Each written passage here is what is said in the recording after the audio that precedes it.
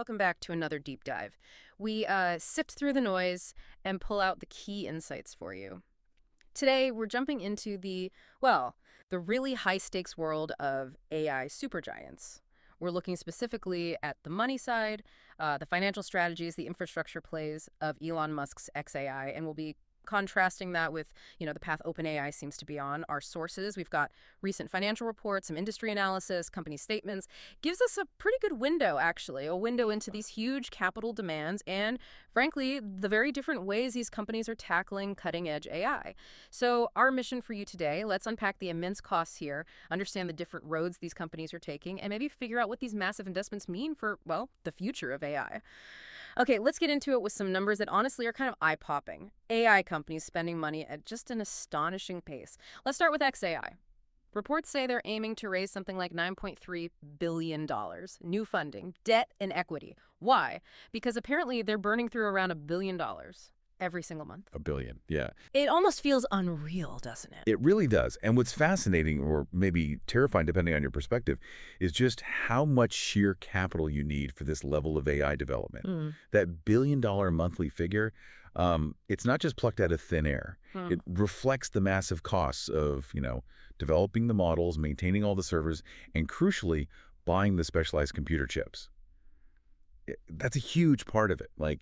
A lot of that spending is going towards things like those 100,000 NVIDIA H100 processors they have in Memphis. Yeah. Top-tier stuff. Right, the absolute cutting edge and expensive. Extremely. And looking ahead, their projections for 2025, it gets even more stark. They're forecasting an annual burn rate, get this, of about $13 billion, compared to maybe generating only $500 million in revenue. Oof. Yeah. And despite raising $14 billion since they launched in 2023, Bloomberg saw documents suggesting they only had about $4 billion left as of March 31st this year. That's burning through cash incredibly fast.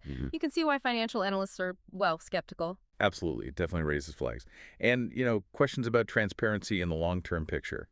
Now, while analysts are cautious, Elon Musk himself pushed back on those Bloomberg reports on X, naturally. They said something like, Bloomberg is spewing falsities. Didn't offer specific corrections, though. Right, just denied it. Exactly. But on the other hand, you do have some investors who are still pretty bullish. Yeah. Morgan Stanley, for instance, put out a prediction. They think xAI could hit $13 billion in annual EDA by 2029. Okay, EDA, let's pause there. For those of us not swimming in financial acronyms, what's EDA mean here? Why is that number significant? Good question. So EDA is earnings before depreciation and amortization. Basically, it strips out some big non-cash expenses, like the depreciation on all those expensive servers and chips we just talked about. It gives you a clearer view of the core operating profitability. Got it. So it's about the underlying business health before accounting for the wear and tear on assets. Precisely. So for Morgan Stanley to predict $13 billion in EDA suggests they see a path to, very strong underlying profit relatively soon, even with the current cash burn. It's definitely dynamic, a bit uncertain. You've got clear disagreement on the outlook. A real divide. Okay, now here's where it gets really interesting, I think, comparing xAI's situation to OpenAI, because OpenAI seems to offer a really stark contrast, especially on the revenue side. It really does. If we connect this to the bigger picture, while xAI is figuring out this massive spending, OpenAI, they've shown incredibly rapid revenue growth. They apparently hit $10 billion in annual recurring revenue ARR back in June. 10 billion ARR. And ARR, that's the predictable subscription money, right? Exactly. It's a key metric. And that $10 billion is almost double their $5.5 billion ARR from just last December, 6 months earlier. Wow. Yeah, so they look very much on track to hit their 2025 target of $12.7 billion in revenue, which is, a 243% increase over their $3.7 billion in 2024? It's not just growth, it's explosive. That is a huge difference from xAI's projected $500 million revenue against $13 billion in spending. So how is OpenAI managing its economics? They're still losing money overall, right? They are, yes. They reported losses around $5 billion for 2024. But, and this is key, they seem to be operating with improving unit economics. Meaning the cost for them to deliver each AI result, each chat completion, whatever it is going down. They're getting more efficient per interaction. Their gross margin right now is around 40%. Okay, 40%. How does that compare? Well, it's lower than the average for cloud software, which is typically around 74%. 74, okay. So still room to improve. Definitely. But that 40% shows they're making progress turning compute into revenue efficiently. and they expect that margin to grow. They're aiming for nearly 70% by 2029, mostly driven by getting better at inference efficiency. Making the AI cheaper to run once it's trained. Exactly, making those responses cost less computational power as they scale up. And their ambitions are huge. They're talking targets like $125 billion by 2029. Yeah. And that's fueled by a massive user base, right? 500 million weekly active users, 3 million paying business customers. That scale helps the economics eventually. Okay, so different financial paths. Let's shift gears slightly. Let's talk strategy, specifically infrastructure, the actual hardware. You mentioned many AI companies rent cloud capacity, AWS, Azure, Google Cloud, but xAI, Musk's company, they've taken a different route, full ownership, Yep. very capital intensive. What's the thinking there? Yeah, this is a really crucial strategic split. It's a defining choice.